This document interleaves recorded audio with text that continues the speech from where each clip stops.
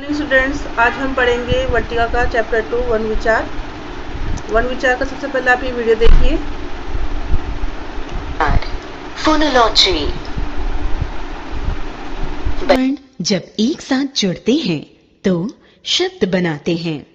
एक अकेला वर्ण शब्द की रचना नहीं कर सकता। वास्तव में वर्ण वह सबसे छोटी ध्वनि है जिसके और टुकड़े करना संभव नहीं होता।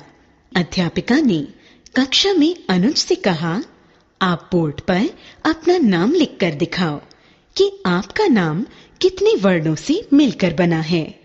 अनुज ने इस प्रकार लिखा, अ न उ ज अ।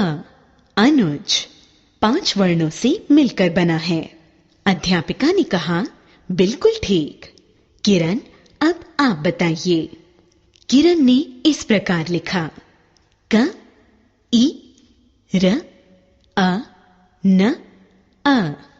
किरण 6 वर्णों से मिलकर बना है। अध्यापिका ने प्रसन्न होते हुए कहा, बिल्कुल ठीक बताया किरण। इसका अर्थ है सभी विद्यार्थी यह समझ गए हैं कि वर्ण क्या होते हैं और इनके द्वारा शब्द की रचना कैसे होती है। वर्ण वह छोटी सी छोटी ध्वनि होती है जिसके और टुकड़े करना संभव नहीं होता है। हिंदी वर्णों के 2 प्रमुख भेद हैं। वर्णों के भेद। स्वर 11, व्यंजन 33। एक स्वर वे स्वतंत्र ध्वनियां जिनके उच्चारण के लिए अन्य किसी ध्वनि की आवश्यकता नहीं होती, उन्हें स्वर कहते हैं। हिंदी के स्वर इस प्रकार हैं, अ आ इ ई उ ऊ रि ए ओ औ। ह्रस्व स्वर अ इ उ री। दीर्घ स्वर आ ई उ ए ओ औ। ह्रस्व स्वर के उच्चारण में मात्रा न होने के कारण कम समय लगता है। दीर्घ स्वर के उच्चारण में ह्रस्व स्वर से दुगना समय लगता है। 2 व्यंजन। व्यंजनों का उच्चारण स्वरों की सहायता से होता है।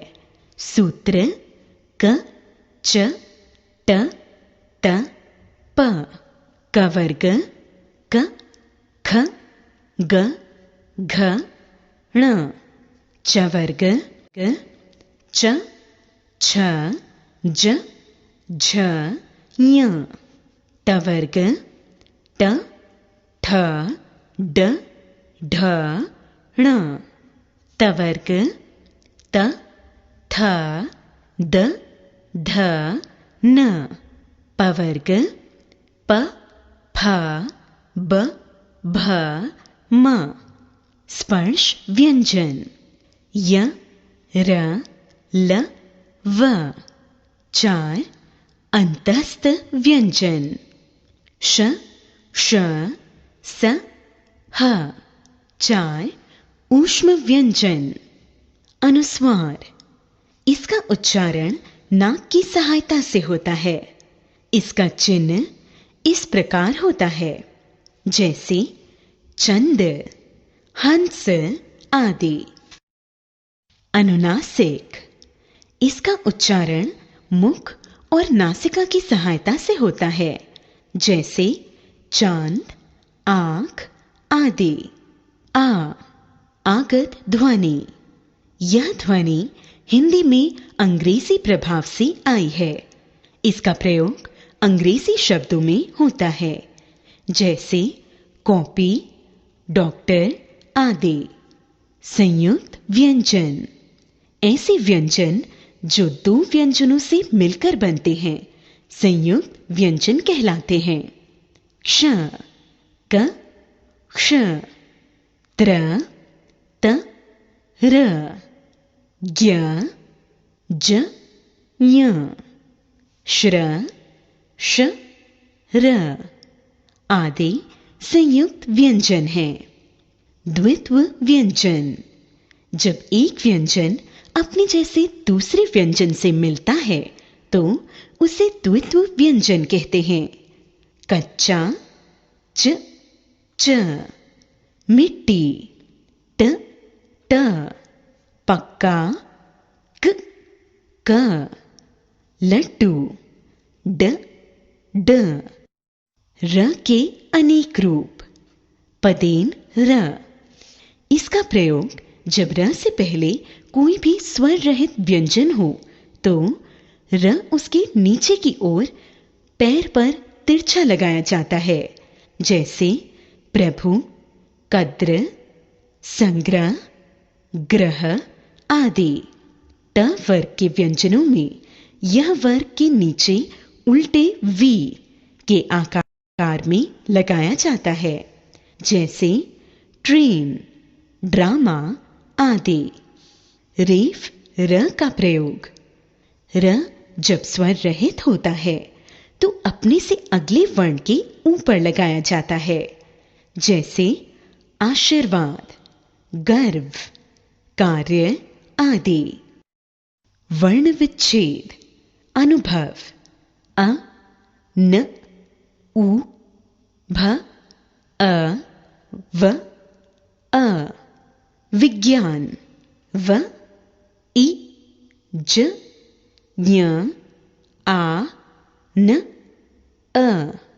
श्रमिक श र अ म इ क अ। ड्रामा ड र आ म आ। पाठ में हमने क्या सीखा, जानिए। भाषा की सबसे छोटी इकाई है वर्ण। इसके टुकड़े नहीं किए जा सकते। वर्ण के दो भेद हैं, स्वर और व्यंजन।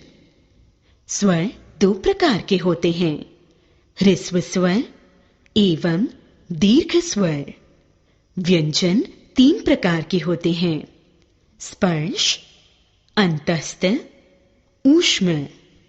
दो या दो से अधिक व्यंजनों के मेल से बने व्यंजनों को संयुक्त व्यंजन कहते हैं। अभी आपने वीडियो देखा, अब एक बार चैप्टर भी देखते हैं, उसको क्या बोला है चैप्टर में, देखिए।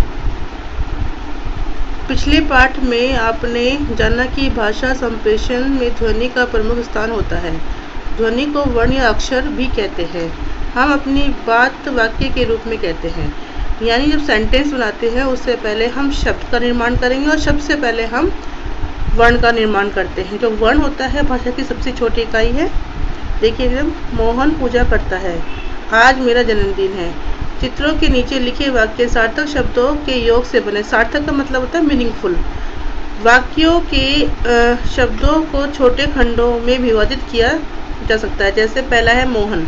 मोहन में देखिए मैं जो है आपका हलंत लगा हुआ है। हलंत का मतलब है ये आधा है, तो यानी स्वर इसमें नहीं है और मात्रा चढ़ी हुई है ओ की, इसलिए ओ को अलग किया गया है।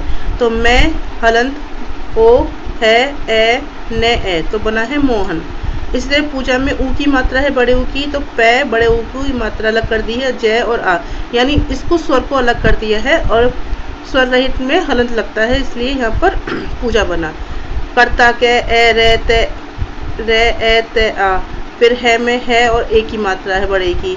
दूसरा वाक्य में आज आ जय ए, मेरा तो मैं ए रे आ, जन्मदिन जय ए। यहाँ पे देखिए न आता है तो इसलिए कोई स्वर नहीं आया इसमें, न, फिर मैं ए त ई न ए, फिर है पर वही है और ए। इन वर्णों को और खंडित नहीं किया, खंडित मतलब तोड़ा नहीं जा सकता, अतः ये भाषा की लघुत्तम इकाई है। तो वर्ण की परिभाषा क्या हुई, वह मूल ध्वनि जिसके खंड या टुकड़े नहीं किए जा सकते वर्ण कहलाते हैं। तो एग्जाम्पल यहाँ है सारे के सारे आपके। इसके बाद में नेक्स्ट पेज पर आप देखिए वर्णमाला। वर्णमाला किसे कहते हैं, अल्फाबेट्स वर्णों के क्रमबद्ध। क्रमबद्ध मतलब क के बाद ख ही आएगा, ख के बाद ग, ये क्रमबद्ध रूप है। तो क्रमबद्ध समूह को वर्णमाला कहते हैं। हिंदी वर्णमाला में 32 वर्ण होते हैं जो इस प्रकार है। 32 वो सॉरी 52 स्वर होते हैं। 52 क्या है ये देखिए। सबसे पहले सब 11 तो आपके स्वर हैं, जिसमें ए आ ई उ डी ए ओ और औ, ये 11 आपके स्वर हैं, इनकी सबकी मात्राएं हैं। और अंग और अह ये आपके 2 आयोगवा हैं। फिर है इसमें आयोग एक विसर्ग अलग आता है। फिर क्या ये आपके हैं एक फैमिली जैसे होती है, तो ये फर्स्ट वर्ड हम ले लेते हैं कि इस आपके फर्स्ट वर्ड ले लेते हैं, तो इसको फर्स्ट वर्ड से ही जैसे हमारे घर में दादा परदादा होते हैं उनके नाम से उनकी फैमिली जानी जाती है, तो ये समझो कि ये सबसे बड़ा है। तो इसको हम लेकर और कै वर्ग, चै वर्ग, टै वर्ग, तै वर्ग, पै वर्ग, ये वर्ग, शै वर्ग है ना, तो ये सब बस मतलब आपके यहाँ तक पै वर्ग तक ही आएंगे बस, क्योंकि इसमें 5 वर्ण होते हैं। 5 वर्ण जो होता है वो आएगा। देखो कै वर्ग ये लिखा हुआ भी है, कै वर्ग, चै वर्ग, टै वर्ग और तै वर्ग और पै वर्ग, ये 5 है। तो वर्ग का मतलब 5 फैमिली वाला। तो इसमें कौन कौन सी है? कै वर्ग में कै में है खे, गै, घे और अणे। चै वर्ग में चै, छे, जै, अणे। टै, ठे, डरणे। तै, थे, दैणे। पै, फे, वै में ये, रे, ले, वै, शे, ये अंत्यस्थ वर्ण है। अंत्यस्थ जो अंदर से आवाज निकले, ये बोल के देखो आप खुद भी, ये, र, ल, व, अंदर से आवाज निकले अंतस्थ। फिर श, श, श है उस मतलब जो मुख से आपके हवा बाहर निकले। आप अपना हाथ आगे रखो और बोल के देखो श, श, श, ह, तो एक हवा आपके हाथ को स्पर्श करेगी, इसलिए उष्ण व्यंजन कहा जाता है। संयुक्त मतलब, संयुक्त का मतलब होता है कि जो अपने एक से नहीं 2-3 से मिलके बने हो, जैसे श्रैक्य और श से मिलकर, त्रै, तै और रै से मिलकर, गै, गै और से मिलकर, श्रय, श और रै से मिलकर, ये है 2 नए। इसे आगत भी बोलते हैं, नव विकसित अतिरिक्त वर्ण। तो कुल मिला के हो गए 39 2 ये और 11 ये, कुल मिला के 52। अब देखिए वर्णों के भेद। वर्ण 2 प्रकार के होते हैं, स्वर और व्यंजन। स्वर 11 हैं, व्यंजन आपके 33 है। 33 में 2 नए जोड़ दिए तो अपने टोटल बन गए 35। तो अब देखिए जिन वर्णों के उच्चारण में दूसरे वर्णों की सहायता नहीं लेनी पड़ती उन्हें स्वर कहते हैं। ऐसे औ तक 11 स्वर हैं। स्वर के भेद उच्चारण की दृष्टि से निम्नलिखित भेद। उच्चारण मतलब बोलने के से, इसमें मात्राएं नहीं होती हैं। ए ये 4 है, ए, ई, उ और री, इनमें बहुत कम समय लगता है बोलने में। फिर है आपका दीर्घ, दीर्घ में हर्ष से डबल लगता है, इनमें मात्राएं होती है 7 है, आ, ई, उ, ए, ओ, औ। फिर है प्लुत शब्द। प्लुत में ये लंबा खिंचता है, 2 से अधिक मात्राएं होती है, जैसे ओम। स्वरों की मात्राएं। स्वर की मात्रा क्या है? जब कोई स्वर व्यंजन के साथ प्रयुक्त होता है तो स्वर को न लिखकर उसकी मात्रा लगाई जाती है। फिर आगे देखिए उदाहरण यहाँ पे देखिए।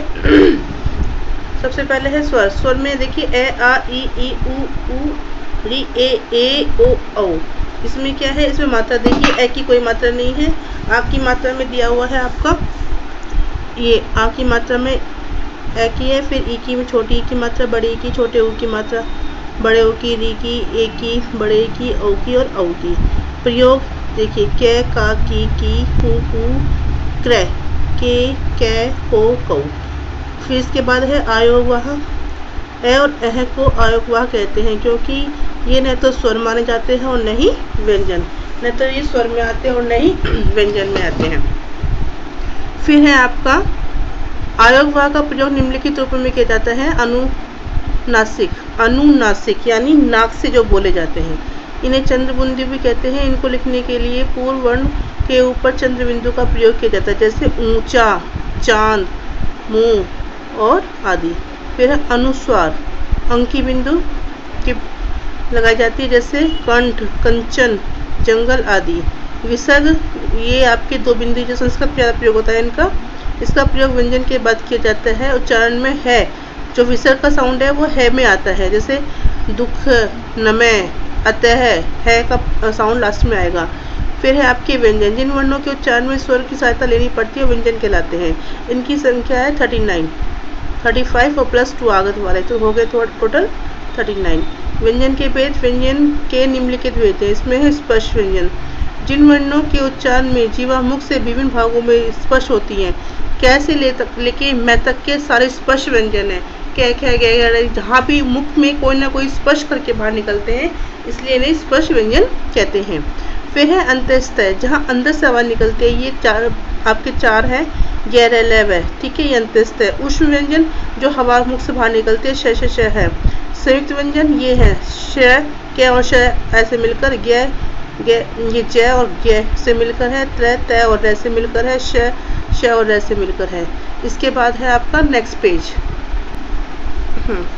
इसके बाद है आपका देखिए नवविकसित अतिरिक्त वर्ण। ये जो 35 आपके व्यंजन है, उसके बाद में 2 नए और जोड़े गए हैं जिन्हें नवविकसित या आगत वर्ण बोलते हैं।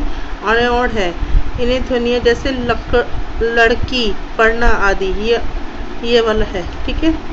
वर्ण विच्छेद, विच्छेद मतलब बिखेरना, और एक होता है कॉम्पैक्ट, तो यानी आपस में मिलाना, और एक होता है बिखेरना। तो पहले वर्ण जो बिखरे हुए उनको मिला के तो ये बनता है अक्षर शब्द, और शब्द को जब बिखेर देते हैं तो उसे वर्ण विच्छेद कहते हैं। जैसे महल, महल में मैं, फिर इसमें स्वर मिला हुआ है ए है, हादा करके फिर इसमें स्वर है ए, ले में भी स्वर है ए, तो तीनों के ए को हमने अलग कर दिया है। मैं, ए है, ए ले ए, तो महल। तिथि में छोटी की मात्रा है, तय छोटी की मात्रा, थ छोटी की मात्रा, इनको बिखेर दिया है, तो कुल मिला के ये हो गया वर्ण विच्छेद। फिर है वर्ण का संयोग, यानी बिखरे हुए को समेटना। जब कोई व्यंजन किसी अगले व्यंजन के साथ स्वर सहित होकर जुड़ता है तो उसका कोई अंग टूट जाता है या रूप बिगड़ जाता है, जैसे म्यान, कच्चा, अध्ययन आदि।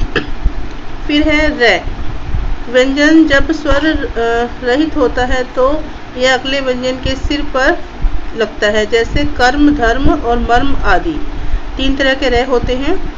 फिर यदि रै का प्रयोग आधे व्यंजन में कै, पै आदि के साथ में होंगे तो पैरों में पड़ जाता है, उसे पाई बोलते हैं। इसे रेफ बोलेंगे, ऊपर चढ़ने वाले को सिर पे चढ़ता है तो रेफ, और जो पैरों में गिरता है उसको पाई कहते हैं। के बाद होता है तो इस प्रकार लगता है जैसे नम। इसमें क्या होता है, इसमें पहला वर्ड जो होता है वो आधा होता है, यानी यहाँ पर मैं आधा है और रै पूरा है।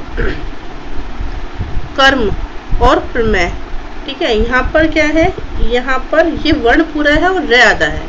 और एक होता है आपका जो री की मात्रा, री, वो री का ही साउंड देगा, ठीक है। तीसरा होता है जो घुमावदार होता है। जब रै व्यंजन में ऊ और ऊ स्वर जुड़ते हैं तो उनके रूप परिवर्तित हो जाते हैं। जैसे रुपये में रै, हमेशा ध्यान रखना रै के ऊपर जो ऊ की मात्रा लगती है वो हमेशा इसके बीच के हिस्से में लगती है रै के। कई बच्चे नीचे लगा देते हैं, वो गलत तरीका है।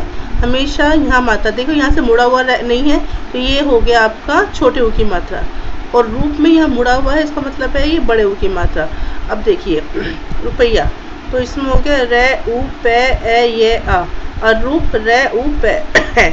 ये है जब रै व्यंजन टे अथवा ड्रैक में जुड़ता है तो ये वाला हो जाता है, ठीक है।